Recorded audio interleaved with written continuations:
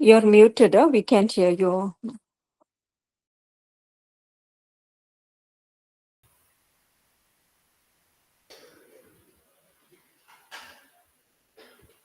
Yeah, if someone can open with a word of prayer, Thank you, please. Father Lord, for this wonderful day and time, Lord. Thank you for this morning, Lord. We give this class into your hands, Lord. We Check, give check, these three classes into your hands. Give us check, knowledge, wisdom, Lord, and check. make us understand whatever we are reading, Lord, so we can use it for your kingdom, so we can use it for our ministries, Lord. Thank you, Lord, for giving us this class, for giving us this knowledge. In Jesus' name, I give everything into your hands. In Jesus' name, amen. Amen, amen. Check, Thank you. Yeah. check, check. So today we will be looking at Hebrews and James. We'll begin with the letter written to the Hebrews. There's a lot of debate and controversy over who wrote this letter. Up to now, we were looking at the letters written by Paul. But as for Hebrews, there's no actual proof that Paul wrote this letter. So we don't really know who the letter writer is. But this letter was basically written to the Jewish Christians, Jewish people who had become believers. They were facing a lot of persecution because they had gone away from the Mosaic law. And so all the Jews were against them. As a result of that, they were facing a lot of persecution. Many of them had lost their jobs. They were not treated well in society. Their relatives were no longer inviting them to their gatherings. So some of these Jewish Christians were beginning to wonder, is it worth it? They were thinking maybe it's better to go back to Judaism. And so when they are in this condition, this letter writer chooses to write to them, encouraging them to hold on to Jesus Christ. So he makes his argument to show how Jesus is far superior to the Old Testament law. So he draws up various arguments in this letter to show that it is better for them to hold on to Jesus Christ rather than to turn back and go back into Judaism. So in the second chapter, he draws a contrast between the old Mosaic covenant and the new covenant which Jesus has introduced. So in Hebrews chapter 2, verses 1 to 4, this is what Paul, not okay, no, it's not Paul. We don't know whether it's Paul or not. The letter writer. This is what the letter writer says regarding the Mosaic covenant, which was there earlier. Yeah. Hebrews 2, verses 1 to 4, please. Therefore, we must pay much closer attention to what we have heard, lest we drift away from it. For since the message declared by angels proved to be reliable, and every transgression or disobedience received a just retribution, how shall we escape if we neglect such a great salvation? It was declared at first by the Lord, and it was attested to us by those who heard, while God also bore witness by signs and sins and wonders and various miracles and by gifts of the Holy Spirit distributed according to his will. So the old covenant, the message which was spoken through angels is how he, puts it. So this old Mosaic covenant which was spoken through angels was binding, and every violation and disobedience received its just punishment. So the old Mosaic covenant was something serious. It was binding. You could not just ignore it. If you ignored it, if you violated it, there would be punishment. So this was the old covenant, the Mosaic covenant. If that is the case with the old covenant, then Paul says, how much greater is this new covenant? He says, how shall we escape if we ignore so great a salvation? Now, the old covenant was considered very special by the Jewish people for two reasons. If you remember, the 10 commandments were literally written by the hand of God. God literally inscribes the 10 commandments on tablets. So, it's the only piece of writing actually written by God directly. So the old Mosaic covenant was regarded very special because of that. Also, there was a lot of angelic activity going on when that entire event took place at Mount Sinai, even as the dark cloud came upon the mountain, and then Moses goes up to speak to the Lord.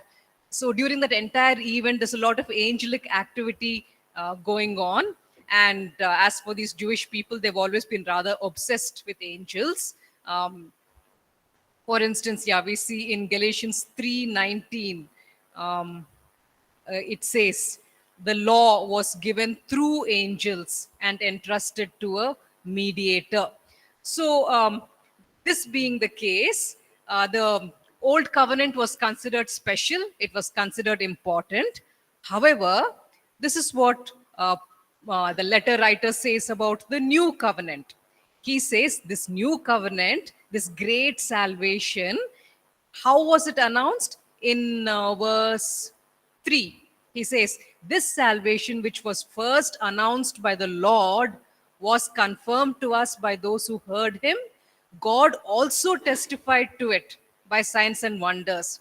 So, in case you're thinking that the old Mosaic covenant is so great because there were angels involved in giving it, don't you think this new covenant is even greater? Because this new covenant was announced not by angels, this was literally announced by the Lord Jesus himself. Moreover, when the Lord Jesus announced this great salvation, this new covenant, God backed him up, God supported him, and showed that he is in favor of this new covenant by performing many signs and wonders through Jesus. So therefore, Paul says, why should you hold on to the old covenant which was given by angels? You should rather hold on to the new covenant which was given by the Lord Jesus and which was backed up by God the Father, who performed signs and wonders to show his favor towards the new covenant. Okay, so this is the argument which he makes. And then he goes on to say, Jesus, in fact, is superior to all of these angels, whom you admire so much. So there are various verses which talk about that. We'll look at a few. Hebrews 1, verses 1 and 2. This is how he starts off, in fact, the entire letter. Hebrews 1, verses 1 and 2. Long ago, at many times and in many ways, God spoke to our fathers by the prophets. But in these last days, He has spoken to us by His Son, whom He appointed the heir of all things, through whom also He created the world. So this new covenant is actually being given by the heir of all things, the one who is in charge of all creation, the one through whom the universe was made. He's the one who's making this new covenant. So he's superior to the angels, in that sense. And moreover, he says in verses 5 and 6, if you can read out verses 5 and 6 of the same chapter. For to which of the angels did God ever say, you are my son, today I have begotten you? Or again, I will be to him a father, and he shall be to me a son. And again, when Yeah. he brings the Go ahead. Yeah. and again when he brings the firstborn into the world, he says, let all God's angels worship him. Yeah, so this is his superior status, the Son of God. He is the one to whom God declares, you are my son. He never says that to any angel. He never goes to an angel and says, you are now my son. And in fact, he says that because this is the firstborn, this is the son who has inherited the entire world. Therefore, all the angels must in fact worship him. And also in Hebrews 1 13 and 14, he says to Jesus, sit at my right hand until I make your enemies a footstool. So these are privileges which were never given to any angels. Jesus is far superior to all the angels, and so they must in fact pay attention to the great salvation which he is announcing rather than holding on to the old covenant. And then the letter writer makes one more point. He says, in fact, even we believers also are going to be superior to the angels one day. So he's basically saying don't admire the angels that much, because one day even we believers are also going to be superior to the angels. He makes a point in verse 14, Hebrews 1:14, if you can read out. Are they not all ministering spirits sent out to serve for the sake of those who are to inherit salvation? So he points out that the angels have actually been appointed to minister to us, to serve us, to assist us. And then he says something more in chapter 2, verses 5 to 8. And this is a very valid point that he makes. Hebrews chapter 2, 5 to 8. For it was not to angels that God subjected the world to come, of which we are speaking. It has been testified somewhere, what is man that you are mindful of him, or the Son of Man that you care for him? You made him for a little while lower than the angels. You have crowned him with glory and honor, putting everything in subjection under his feet. Now, in putting everything in subjection to him, he left nothing outside his control. At present, we do not yet see everything in subjection to him. So he makes this point here in the second chapter that we believers will one day be placed in charge of the world to come. So he says this world which is coming, in the future, it has not been placed under angels. In fact, we are the ones under whom this coming world is going to be placed. We are the ones who are going to be ruling in this coming world. At the moment, we are a little lower than the angels. We have been, crowned with glory and honor. But right now, we are still a little bit lower than the angels. But a day is coming when everything will be placed in subjection under the feet of, Jesus and his people. So he says in the last verse, in verse 8, he says, now we do not yet see all things put under him, under man. However, a day will come when all will be placed under our feet and we will rule along with Jesus. That is our high status. And so in fact, in First Corinthians 6:3, this is what it says about our our status above the angels. If you could go to First Corinthians 6 verse 3, this is what it says about humans, believers, that is, and angels. First Corinthians 6 Do, 3. do you not know that we are to judge angels? How much more than matters pertaining to his life? So a day will come when not only will we rule along with Jesus, in fact, Jesus will ask us to judge the angels. We are the ones who will judge them.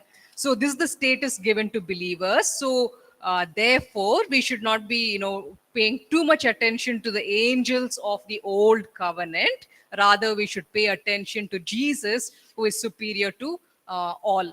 And then, in the second chapter of Hebrews, he also makes one last statement. Hebrews 2, verse 16, he says, for surely it is not angels, that God helps, but Abraham's descendants. So, who are Abraham's descendants? All believers, because that's what is, clarified in Galatians 3:7. Understand then that those who have faith are children of Abraham. So, those of us who have faith in Jesus, we are considered the children of Abraham, and God helps us, not the angels.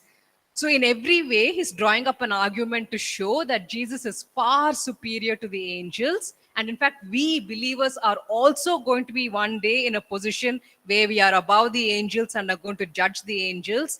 And currently, God is in fact engaged in helping us, in assisting us, not the angels. And so he's making the point that the old covenant, with all of its angelic activity, is not to be considered as the important thing, but rather Jesus is supposed to be given importance. Then he makes one more argument to talk about the superiority of Jesus, where he draws a contrast between Moses who was the mediator of the old covenant, and Jesus, who is the mediator of the new covenant. So he makes a contrast between Jesus and Moses in chapter 3. Hebrews 3, verses, there are a lot of verses. Maybe if we could look at verses 1, 2, and 3. Hebrews 3, 1, 2, and 3. Therefore, holy brothers, you who share in a heavenly calling, consider Jesus, the apostle and high priest of our confession, who was faithful to him who appointed him, just as Moses also was faithful in all God's house. For Jesus has been counted worthy of more glory than Moses, as much more glory as the builder of a house has more honor than the house itself. So basically, if you were to look at all the 6 verses over here, the contrast that he makes between Jesus and Moses is that Moses was faithful as the servant of God's house. That's actually found in verse 5, where it says, Moses was faithful as a servant in all God's house. So Moses was faithful as the servant of God's house. But in what way is Jesus faithful? He is the builder of the house itself.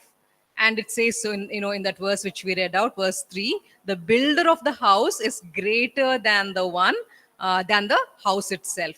So Jesus is the one who built the house, and Moses is just a servant serving in that house. Therefore, Jesus is superior to Moses. And what is the house that they are talking about over here? They are not referring to the tabernacle, they are not referring to the Jerusalem temple. The house which is being talked about over here is us believers. That's the house which Jesus has built up. So Jesus has shed his blood for us. He has built us up into his temple. He has made us into his house. Therefore, our loyalty should be to this Jesus, not to Moses and his covenant, because Moses was just a servant serving his, God's people. So this is the next argument that he draws up. Okay, so this entire letter of to the Hebrews, to these Hebrew Christians, is basically to tell them, hold on to this Jesus. Right now, you're going through a very tough time.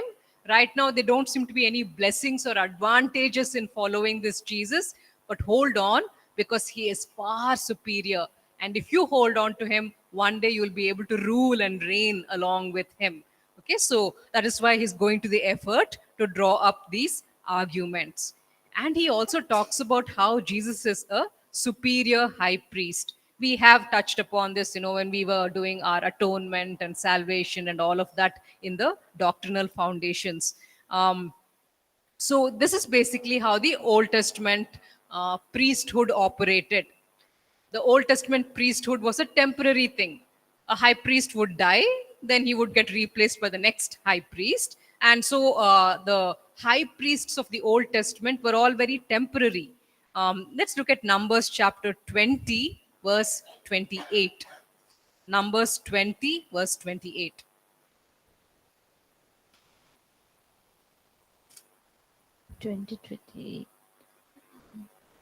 And Moses stripped Aaron of his garment and put them on Eleazar his son. And Aaron died there on the top of the mountain. Then Moses and Eleazar came down from the mountain. So here in this verse, we see Aaron dying, and just before he dies, Moses takes the priestly robes from him and he puts it on his son Eleazar. So that's how the high priesthood is transferred from Aaron to the son. And this is the ceremony which will be performed generation after generation. One high priest will finish his role, and while he's dying, the garments would be taken from him, the priestly robes would be taken from him, it would be placed on the next high priest. So Aaron stops being the high priest. Now the next person, Eleazar, he starts becoming the high priest. So this high priestly role gets transferred from person to person. And so it's a very temporary high priesthood. The point that the letter writer is trying to make over here is that in the Old Testament, you people had temporary high priests ministering over you. But now, this Jesus Christ who has come, he is not a temporary high priest, he is a permanent high priest. So that's the point that he wishes to make. And so, um, um, he points out the fact that while all these Old Testament high priests were part of the Aaronic order of priesthood, Jesus Christ does not belong to the Aaronic order of priesthood. He belongs to a superior order, and that actually was declared in a prophecy in the Old Testament by King David. So, King David, in one of his Psalms, this is what King David says about the future Messiah. This is the prophecy which King David makes regarding the future Messiah. Psalm 110, verse 1, if you could read out. The Lord says to my Lord, sit at my right hand until I make your enemies your footstool. Okay, so over here in this verse, we see that this is a messianic psalm. It's talking about Jesus. So over here, David is saying, Yahweh says to my Adonai. Okay, so he's addressing the Godhead as Yahweh and is referring to Jesus specifically as Adonai. The Lord says to my Lord, sit at my right hand. So Jesus, in fact, in the New Testament, he takes this particular verse and he says, see, this verse is talking about me. So what does this Psalm 110 tell us about this future Messiah? If you can read out verse 4. Verse 4. The Lord has sworn and will not change his mind. You are a priest forever after the order of Melchizedek.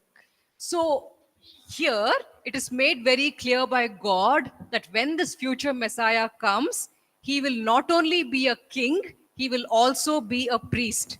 So he will be a king who will reign on the throne forever. He will also be a priest who will minister to us forever. And he will not be part of the Aaronic order where people lose their high priestly role after a certain amount of time. This high priest, on the other hand, this Jesus Christ, he will belong to the Melchizedek order, which is like an eternal role.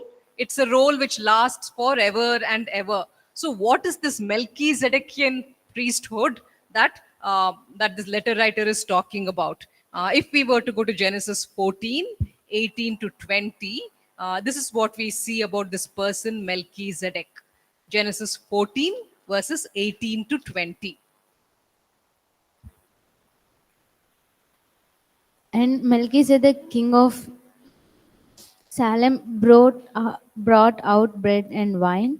He was priest of God Most High, and he blessed him and said, blessed be Abraham my God, by God Most High, possessor of heaven and earth, and blessed be God Most High, who has delivered you your enemies into your hand. And Abraham gave him a tenth of everything. So, who is this Melchizedek? Melchizedek was the king of some place named Salem back in the time of Abraham. So, in those days, there was a king of Salem named Melchizedek, and he was a follower of the true God Yahweh. And this man was appointed by God as his high priest. So, at that time, Melchizedek was not appointed because he's the descendant of so and so. He was simply appointed because God wanted to appoint him as high priest. In the same way, it doesn't say that after his death, someone else took over the high priesthood. He continues to hold on to his role as high priest forever and ever. You know, Melchizedek never stops being a high priest. He's always known as Melchizedek, the priest of God Most High. And so here, this letter writer says, you know what? When you people were under the old covenant, you were under the ministry of all these Aaronic priests who were very temporary in nature. But now, if you choose to stay under this Jesus, you're going to be under his high priesthood, and his high priesthood is superior. He is a high priest who belongs to the Melchizedekian priesthood, which means that he doesn't have to be the descendant of so and so to become a high priest. God himself has specifically appointed him as high priest. And moreover, his role as high priest will last forever and ever. He will never get replaced by anyone else. And so he makes the argument that Jesus is superior to the Aaronic priesthood. Now, all of this may sound like very, theoretical stuff which has nothing to do with us. But to those Hebrew Christians who were listening to this, it would have been highly relevant, because these are the Old Testament, Old Covenant things which they valued, which they respected. These are the things on which they were, brought up from early childhood. So now they are being told, yes, you regarded these things as being very important, as something to be respected. But now there is something greater. So stop focusing on the old. Because of the persecution, don't give up Jesus and go back to those old things. Rather, hold on to him. And so, there's another argument that he makes about how Jesus is superior to the Aaronic priesthood, and that is in Hebrews chapter 7. If you notice, we have come all the way up to chapter 7, and he's still drawing up different arguments to point out how Jesus is superior.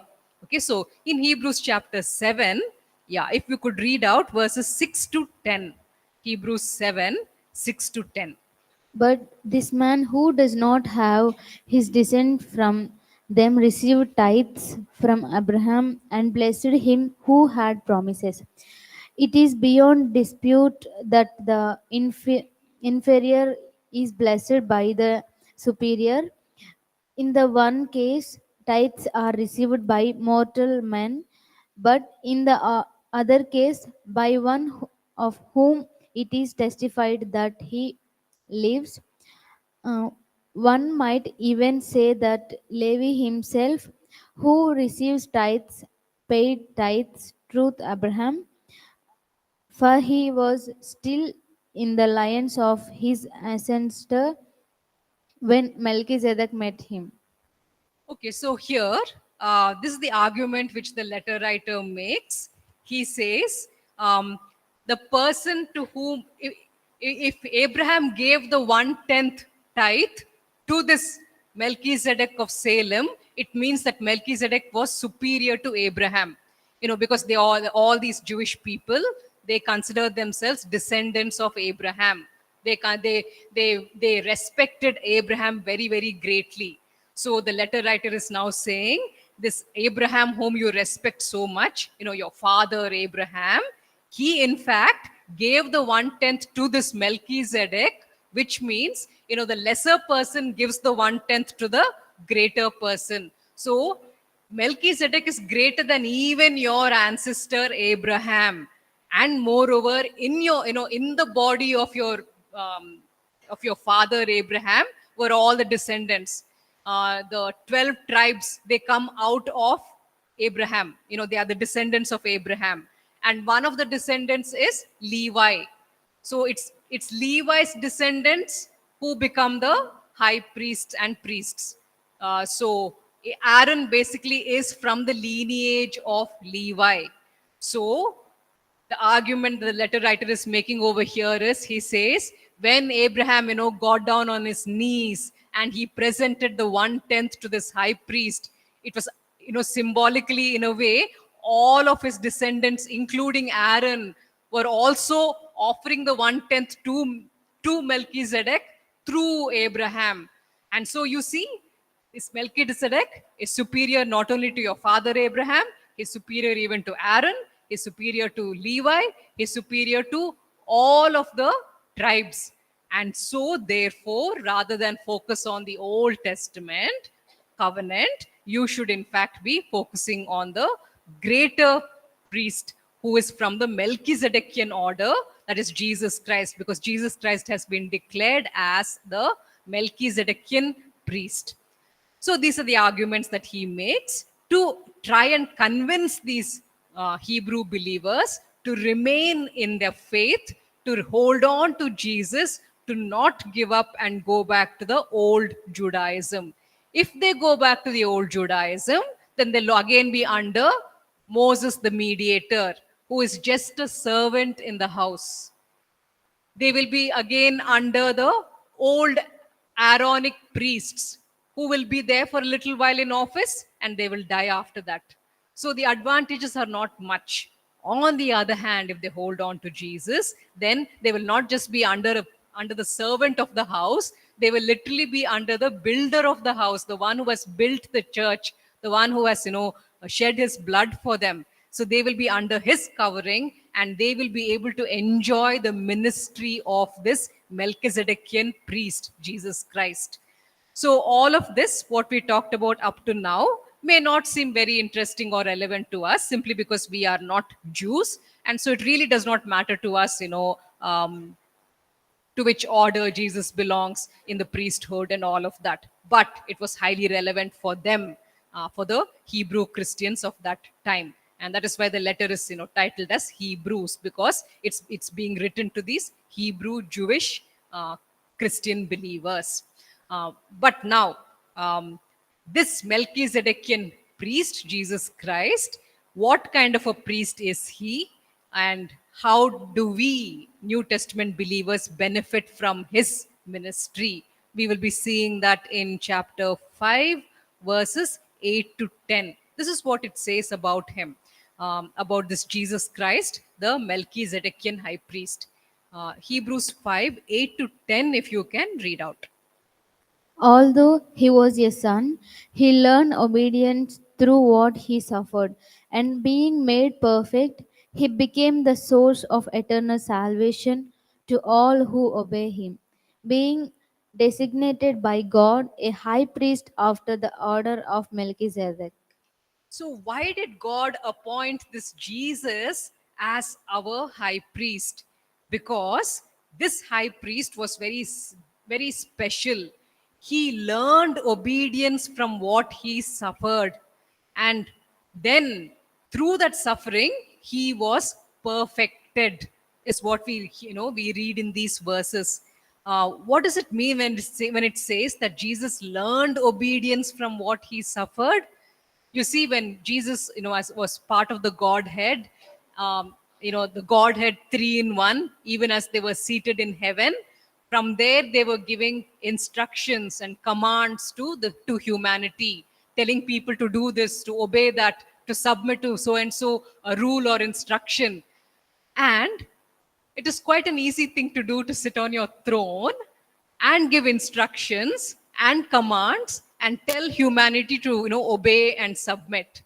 But then here, this Jesus, amazing thing that he does, he comes down and becomes part of humanity, and he literally learns from personal experience what it feels like to obey, the pain involved in obedience, the suffering and sacrifice that it involves to submit, even when it's going to go against your personal interests, just to be able to honor God, to be able to voluntarily place yourself as the slave under the Father and submit to him.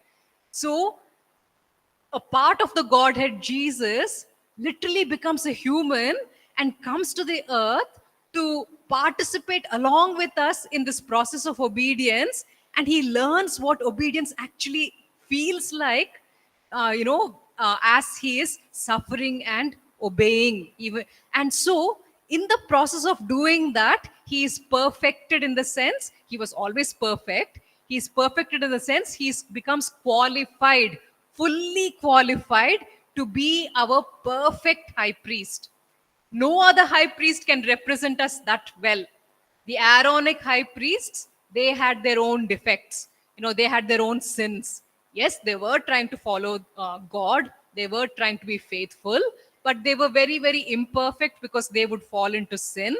But this Jesus Christ, this Melchizedekian high priest, he was able to overcome sin every single time, and every single time he suffered. It must have been painful to make those sacrifices. It was not easy. He had to give up his rights, his privileges, and submit and obey the Father. So, in the process of doing that, he became the most perfect, the most qualified person to be our high priest. So, which is why, we respect him, that he's not like those Aaronic priests, but he is like the Melchizedekian high priest of a completely different order, of a completely different caliber. This is what it says about this, this Messiah in Isaiah chapter 50, verses 5 and 6. Isaiah 50, 5 and 6, if someone could read out. This is the way, the future Messiah learns obedience from what he suffers. The Lord God has opened my ear, and I was not rebellious. I turned not backward. I gave my back to those who strike, and my cheeks to those who pull out the bead. I hid not my face. I hide not my face from disgrace and spitting. So the this future Messiah is obedient to this extent. It prophesies about him in the book of Isaiah, and this is what it says. It says that he has not rebelled against the sovereign Lord. He never turned away from the sovereign Lord. He went to the extent of offering his back, voluntarily offering his back to be beaten. He went to the extent where he allowed them to pull at his beard and tug out his hair. I mean, if any of you have beards, you know how painful that can be. Okay, so he allowed that. It's all sheer humiliation which he allowed and accepted. It says, I did not hide my face from mocking and spitting. When they were spitting on him, he didn't hide his face. He allowed it to be done.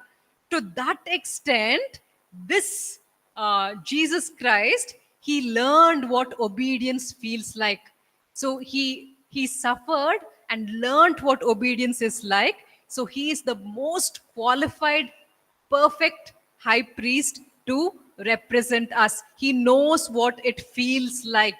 Okay, so therefore, this is what it says in Hebrews 2, 17 and 18. Hebrews 2, if you could read out verses 17 and 18. Therefore, he had to be made like his brother in every respect, so that he might become a merciful and faithful high priest in the service of God, to make propitiation for the sins of the people. For because he himself has suffered when tempted, he is, he is able to help those who are being tempted. So it describes this high priest of ours, this Jesus Christ. It describes him as a merciful and faithful high priest. When you're in the middle of a struggle, or you're in the middle of a temptation, and and you're suffering and struggling, he will be merciful to you at that time. He will be faithful to you. He will not abandon you and walk away, when you're in the middle of your crisis.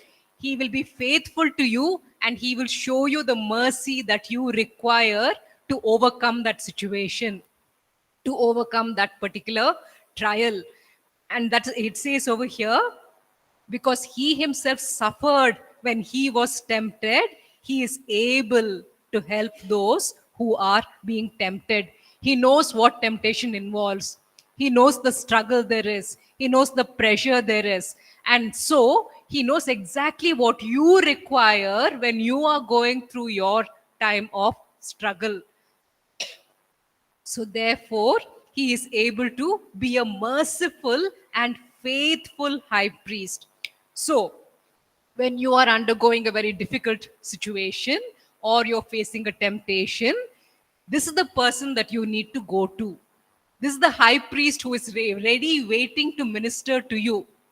Go to him, realize who he is. He is very merciful. He knows what pressure you're going through. And he is very faithful. He will not abandon you. He's going to see you through that entire situation till you come out of it victorious. So you can trust him. You can go to him, and he will provide you with the help which you require. And so it says in Hebrews chapter 4, verses 15 and 16. This is what it says about him. Hebrews 4, 15 and 16. For we do not have a high priest who is unable to sympathize with our weakness, but one who in every respect has been tempted as we are, yet without sin. Let us then without confidence draw near to the throne of grace, that we may receive mercy and find grace to help in time of need. So it says, we do not have a high priest who is unable to empathize with our weaknesses because, he's gone through that. He was weak and helpless like us when he was on the earth, and he withstood the temptation. So he knows he can empathize fully, he can sympathize fully. And that is why it says, he was tempted in every way just as we are, yet he did not sin. So he knows how to overcome sin. He knows what to provide us if we call out to him and depend upon him. Therefore, it says, approach God's throne of grace with confidence.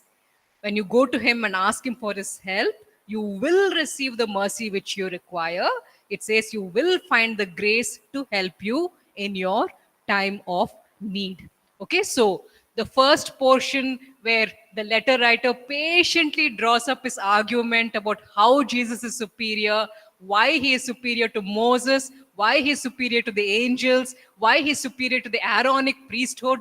That may not be relevant to us, who are from Gentile communities. It may not seem interesting, but to know the caliber and quality of this Melchizedekian high priest, that is a valuable thing. Once we understand what he went through, and once we realize how sympathetic and how much he can empathize with us, that will give us the confidence to go running to him when we are facing our trials and our temptations. He is somebody who can completely empathize with us. He knows exactly what it feels like. He knows how much suffering and pain is involved, in submitting to the Lord. He knows the sacrifices that have to be made and what that feels like. So, therefore, he will give us the mercy and the grace and the strength which we require when we are, undergoing our trials and our temptations. So, therefore, we should hold on to this Jesus. We should remain faithful to him because he is a high priest who can help us in our times of trial. And so the letter writer encourages these believers to continue running the race, to not give up, to not go back. And this is what he says to them in Hebrews chapter 12, verses 1 to 3. Hebrews 12, verses 1 to 3. Therefore, since we are surrounded by so great a cloud of witnesses, let us also lay aside every weight and sin which clings so closely, and let us run with endurance the race that is set before us, looking to Jesus, the founder and perfecter of our faith, who for the joy that was set before him endured the cross, despising the shame, and is seated at the right hand of the throne of God. Consider him who endured from sinners such hostility against himself, so that you may not grow weary or faint hardened. Okay, so here the letter writer is saying, look at Jesus. Keep your eyes fixed on this Jesus, is what he says in verse 2. Hebrews 12, verse 2. Fixing our eyes on Jesus, who, he set the example for us. What example did Jesus set for us? For the joy which was set before him, he endured the cross, scorning its shame. They spat on his face, they pulled at his beard, they mocked him, and he scorned all that shame, and he said, no problem, I'll put up with it. And why did he just scorn the shame and say, no problem, I'll put up with it? Why did he do that? For the joy which is set before him. What is this great joy for the benefit of which he was willing to even put up with all of this, terrible humiliation? It says, consider him who endured such opposition from sinners. sinners who beat him, sinners who mocked him and made fun of him. Why did he endure all of this? It says, consider him, consider the example which he has set, so that you will not grow weary and lose heart. So, it says in these verses, the letter writer is saying, let Jesus be your example. He was willing to undergo the worst humiliation, the worst suffering for the joy, for the sake of the joy which was set before him. Therefore, in the same way, you people also throw off everything that hinders, every sin, which always pulls you back. Throw off those sins. Anything which entangles you, get rid of it. Why? Because Jesus, for the joy which was set before him, he was willing to put up with the most terrible things. In the same way, you too should be willing to make the greatest sacrifices for the joy which is set before you. What is this joy, which we are supposed to be looking at, which is supposed to keep us, motivated to follow the Lord? In Isaiah 53, verses 11 and 12, it talks about the way, Jesus was rewarded for what he did. Isaiah 53, 11 to 12, because we are running out of time. If you could quickly read that, please. Out of the anguish of his soul he shall see and be satisfied. By his knowledge shall the righteous one, my servant, make many to be accounted righteous, and he shall bear their iniquities. Therefore I will divide him a portion with many, and he shall divide the spoil with the strong, because he poured out his soul to death and was numbered with the transgressors. Yet he bore the sin of many and makes intercession for the transgressors. Excellent reading. Thank you. Yeah. So it says over here that, because this Jesus interceded for the transgressors, because he was numbered with these transgressors, because he poured out his life unto death for these people, therefore, what is the reward that he's going to be given? He will be given a portion among the great. He will divide the spoils with the strong. In other words, he will be given a position of rulership and authority because of what he has gone through. Okay, so this is the joy for which Jesus was willing to even scorn the shame and say, it's all right. Even this shameful things, I will put up with it, because what lies before me is rulership and enthronement and royalty and glory. Now, the irony is, Jesus always had the rulership and the authority and the enthronement and the glory. He never, was never lacking it. I mean, he was God from beginning. From even before the beginning, he was God. The reason that he's so joyful about it, about all of this, is that now he's going to be able to share this with these sinners whom he has saved. You see, that's the point which he makes in Revelation 3:21, where Jesus, makes an invitation, and he says, Revelation 3:21, he says, to the one who is victorious, I will give the right to sit with me on my throne, just as I was victorious and sat down with my Father on his throne.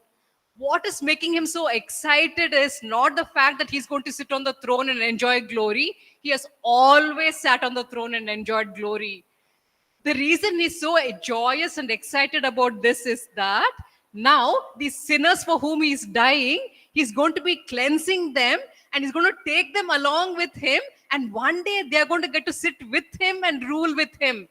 That is his joy. So for this joy which was set before him, he was willing to undergo any shame, any humiliation, any suffering. And so the letter writer says, keep your eyes fixed on this Jesus, who was willing to put up with anything for the joy of sharing his victory with you, of having you sit on his throne and sharing rulership along with him. Therefore, please keep your eyes fixed on him and throw away every sin which is hindering and everything which is entangling you. Okay, so that's the point which the letter writer is making about this wonderful Jesus. Okay, we are out of time, so let's just close with a word of prayer.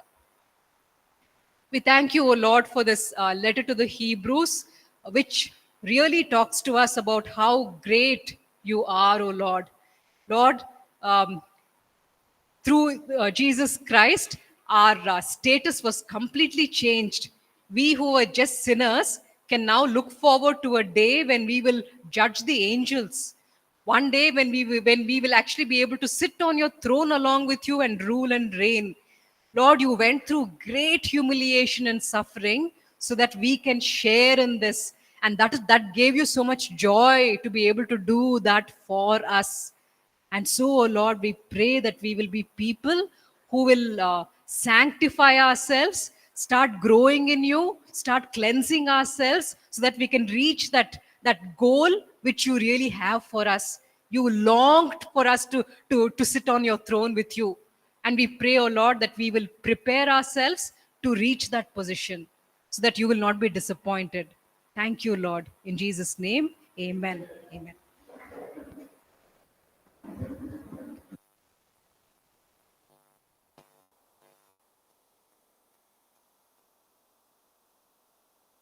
Pastor, now class is there, no?